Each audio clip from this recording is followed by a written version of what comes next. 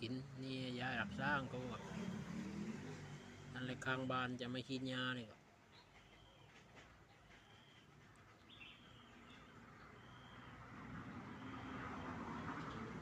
มันตัวเดียวแต่ไม่พี่ก็น่าก็พอกินจะจามออกมาเลย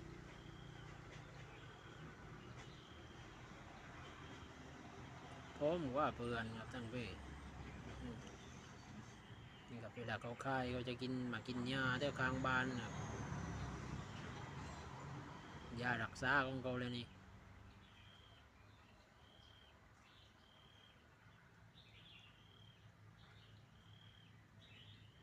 เวลาไม่บายไม่รอดแต่โน่นเหนื่อยอยู่จะมากินยาข้างบ้านครับแล้วก็หาย